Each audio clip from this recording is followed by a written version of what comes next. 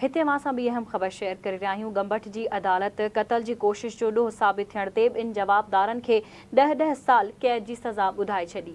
Additional session जज ज़काउल्ला अबड़ो जी अदालत ॿिनि जवाबदारनि औरंगज़ेब जतोई ऐं राशिद जतोई खे 10-10 साल कैद ऐं 50-50 रुपया ॾंड जी सज़ा ॿुधाए छॾी।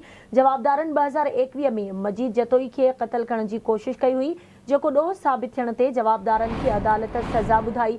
अदालत जे हुक्म खां पोइ जवाबदारनि खे सख़्त पैरेट सखर सेंट्रल जेल मुंतक़िल कयो वियो। हिकु भेरो ॿीहर अव्हां खे आगाह कयूं पिया। ब्रेकिंग न्यूज़ आहे। गंबट जी अदालत क़त्ल जी कोशिश जो ॾोह साबित थियण ते ॿिनि जवाबदारनि खे 10-10 साल कैद जी सज़ा ॿुधाए छॾी। हिकु भेरो ॿीहर अव्हां खे अहम ख़बर खां आगाह करे रहिया आहियूं। गंबट जी अदालत क़त्ल जी कोशिश जो ॾोह साबित थियण ते ॿिनि जवाबदारनि खे 10-10 साल कैद जी सज़ा ॿुधाए छॾी। एडिशनल सेशन जज ज़काउल्ला अबड़ो जी अदालत ॿिनि जवाबदारनि औरंगज़ेब जतोई ऐं राशिद जतोई खे 10-10 साल ऐं 50-50 हज़ार रुपया ॾंड जी सज़ा ॿुधाई।